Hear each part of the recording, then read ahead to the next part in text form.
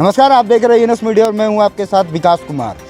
अभी हम मौजूद हैं समाहरणालय बांका के गेट पे, जहां देख पा रहे हैं एक तरफ प्रसाद विक्रम निर्दलीय उम्मीदवार हैं, एक तरफ जवाहर झा जी हैं। जवाहर झा जी जो है आमरण अनशन पे धरना पे बैठे हुए हैं। कारण क्या है वो मैं आगे बताऊँगा। दूसरी तरफ जो एक निर्दलीय प्रत्याशी अपने कार्यकर्ताओं के साथ जो है गहन चिंतन मंथन कर रहे हैं। कारण क्या हुआ है कि कहते हैं अभी आधिकारिक जो है बयान स्टेटमेंट नहीं आया है, बावजूद इसके ये कार्यकर्ता जो बाहर में मायूस बैठे हैं। इसमें मुख्य कारण क्या है मैं आपको बताऊं कि जो इनके तरफ से जो दिया जाता है, कार्यकर्ताओं की तरफ से जो उम्मीदवार होता है उनकी तरफ से जो हाफी डिफिट दिया जाता है उसमें कहीं की त्रुटि रह गई तो उसको संशोधित करने के लिए जिला प्रशासन बांका की तरफ से समय भी दिया गया। बावजूद इसके संशोधित करके दिया गया, लेकिन फिलहाल होल्ड में रखा गया है। अब क्यों रखा गया है वो जिला प्रशासन बांका समझें। यहाँ पे सब मुंह लटकाए लोग खड़े हैं, फिर भी कोशिश करेंगे कोई स्टेटमेंट दे पाएँ। बांका का दुर्भाग्य है, मैं यहाँ पे बता दूँ, बांका का दुर्भाग्य है। और ये निहायत ही लोकतंत्र की हत्या नहीं तो क्या है कि एक तरफ अगर आरजेडी के कैंडिडेट आते हैं, एक तरफ अगर जदयू के कैंडिडेट आते हैं, या एक तरफ बीजेपी के कैंडिडेट आते हैं, या लोजपा के आते हैं, तो उन्हें वीआईपी ट्रीटमेंट दी जाती है। लेकिन अगर कोई व्यक्ति जवाहर झा जैसा नेता अगर शिक्षा की बांका में बात करता है तो वो व्यक्ति नीचे धरना पर बैठा है। अगर प्रसाद विक्रम की तरह लोग शिक्षा की बात करता है तो वो मुंह लटकाए बैठा है। ये है हमारे बांका की हकीकत। आपने ईएनएस मीडिया में देखा था, मैंने बांका जिला प्रशासन के सामने मैं कहता हूँ, बांका के किसी भी स्कूल में घूम जाइए, बांका के स्कूल में पढ़ रहे बच्चों को माननीय जिला पदाधिकारी बांका का नाम पता नहीं है, ऐसा मेरा जिला है। कितने स्कूल में बच्चों को पता है बांका के जिलाधिकारी का नाम क्या है? नहीं पता है अभी हम। ये है हमारा बांका का दुर्भाग्य। अगर शिक्षा की बात करते हैं जवाहर झा जी आके दिल्ली से, तो उनको आज धरना पे बैठना पड़ता है। ये किसके लिए बैठे हैं मैं पूछना चाहता हूँ, बांका की जनता के लिए। या प्रशांत विक्रम जैसे पढ़े लिखे युवा जो हैं, अगर वो खड़े हैं तो किसके लिए खड़े हैं? क्या हुआ है, पूरा मामला क्या है, इनसे जानते हैं। सर्वप्रथम सर, क्या कारण क्या हुआ जो आप आज धरने पे बैठे हैं? वो कारण डीएम साहब ही बताएंगे अच्छे से, क्योंकि वो सुप्रीम अथॉरिटी है, वो ही कैन डिक्टेट, तो वही बताएंगे, उनसे ही पूछिए। नहीं, क्या इसमें आधिकारिक बयान तो हम लेंगे। प्रत्याशी के तौर पे आपके साथ क्या हुआ जो आप धरना पे आमरण अनशन पे बैठे हैं, इसका कारण क्या है? ज़बरदस्ती हमारे फॉर्म को रिजेक्ट कर दिया है, हमें नॉमिनेशन से मना कर दिया गया है, जबरदस्ती से मना कर। जी। कारण क्या हुआ? कारण एक जगह पे उन्होंने जैसा कहा था फॉर्म भरा गया है, एक जगह पे ब्लैंक था, वो ब्लैंक नहीं है। तो उसमें आप लोगों ने रिक्वेस्ट नहीं किया कि रिक्वेस्ट किया, उन्होंने बात नहीं मानी। मैंने जिनका नॉमिनेशन रिजेक्ट हुआ सबके लिए बात किया कि मैं अपने लिए बात नहीं कर रहा हूँ, मैं सबके लिए बात कर रहा हूँ कि सबकी सुनवाई करिए। ग्रेस टाइम भी होता है, ग्रेस पीरियड भी होता है, 1 घंटा आधा घंटा आप दीजिए और हम लोग उसको सही करके देंगे, क्योंकि हम लोग सही में समाज सेवा कर रहे हैं। लेकिन उन्होंने नहीं माना, उन्होंने बिल्कुल एक डिक्टेटर की तरह उन्होंने डिसीजन सुना दिया। तो क्या आपको जिला प्रशासन बांका की तरफ से लिखित में कुछ मिला है? मुझे कुछ नहीं मिला है, अभी तक नहीं मिला है। पता नहीं मुझे लिखित में लेकर के क्या करना है। अगर होगा तो अपलोड हो गया होगा, वो मुझे कुछ नहीं मिला है। ये कितना दुर्भाग्यपूर्ण लग रहा है, चूंकि ठीक है चुनाव लड़ना नहीं लड़ना वो बात की बात है, जिला प्रशासन बांका मालिक होती है, आप लोगों को आदेश जारी करेंगे तो आप लोग लड़ेंगे। बाकी ये कितना दुर्भाग्यपूर्ण बांका के लिए लगता है? आप बांका की मिट्टी के हैं, बांका में जन्म हुआ है, परवरिश हुआ है, बांका के लिए जवाहर झा को ये कितना दुर्भाग्यपूर्ण लगता है? जिस तरीके के असामाजिक तत्व तो यहाँ राज कर रहा है, उनका ही राज चलता रहेगा। कोई भी नया युवक, कोई भी समाज के जो पढ़े लिखे लोग हैं इसमें नहीं आना चाहेगा। इसीलिए आज मुझे महसूस हो रहा है कि मेरे भी घर वाले क्यों मना कर रहे थे। मतलब कह सकते हैं जवाहर झा जी कहीं कहीं जो है लोकतंत्र का हत्या है। आपका शुभ नाम क्या हुआ? मेरा नाम रूपेश कुमार हुआ। क्या मामला चल रहा है यहाँ? अगर इन उम्मीदवारों का, निर्दलीय उम्मीदवारों का अगर नॉमिनेशन रद्द किया जा रहा है तो निश्चित तौर पे असामाजिक तत्वों का यहाँ पे बड़बोलापन है और उन लोग को बढ़ोतरी मिल रहा है।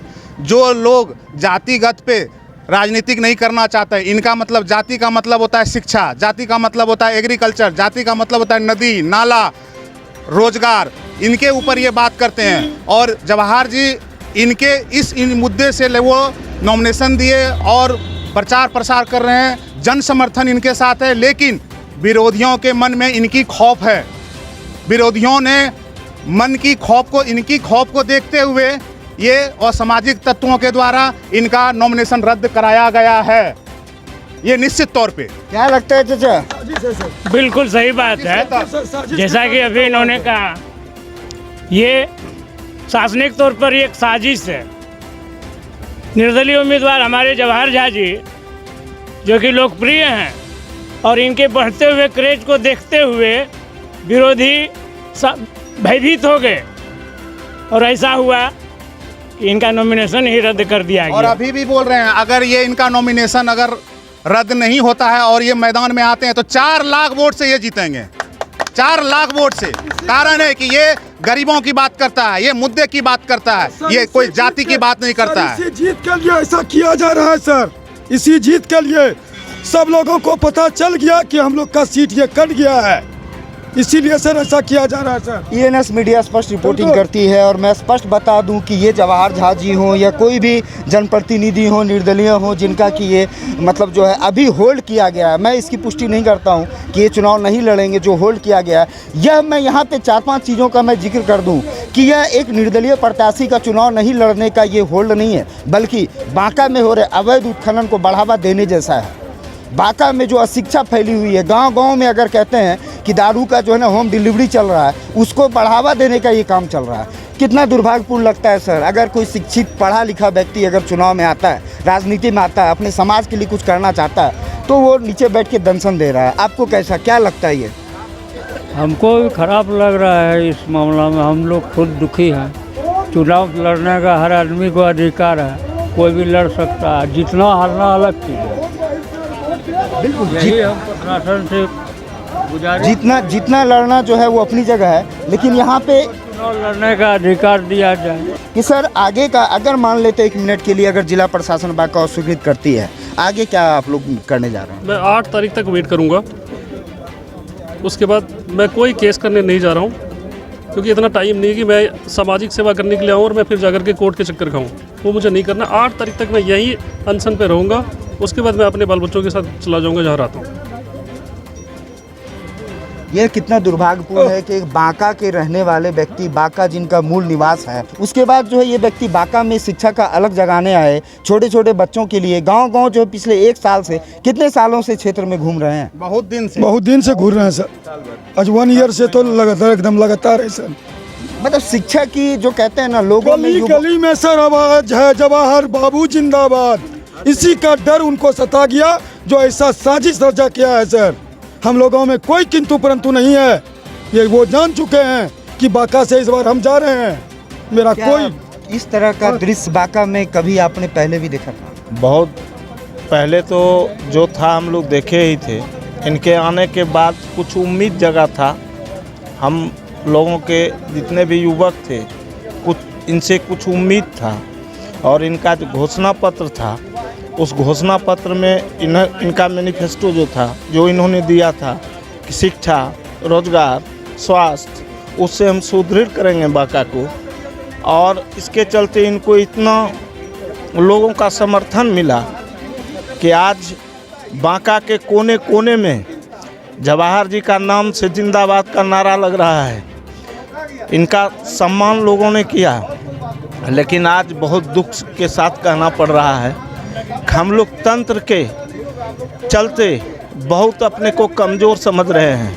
और इससे हमको लगता है कि जनतंत्र में, जो लोकतंत्र में मतदाता की भावना के साथ ऐसा खेल होता हो, वहाँ का मतदाता, आज बांका का खास करके मतदाता मैक्सिमम बहुत ही मायूस है इस तरह के हरकत से। मैं बता दूं कि शुरू से ही जो है मैंने बोला कि जो ईएनएस मीडिया भी मुहिम चलाई है कि जो है सबसे पहले जो है वोट, चाहे वो किसी के लिए आप वोट दें, वोट ज़रूरी है। अपना कीमती वोट का जो है ज़रूर जो है उपयोग करें। मैं दिखाना चाहूँगा कि सारे जितने कार्यकर्ता हैं वो यहाँ पे बैठे हुए हैं। प्रशासन जो है अपना जो सुरक्षा दृष्टिकोण से बात की जाए, प्रशासन सुरक्षा के दृष्टिकोण से यहाँ पे पर्याप्त सुरक्षा है। बहुत बहुत धन्यवाद। आप देखे थे ईएनएस मीडिया, मैं विकास कुमार।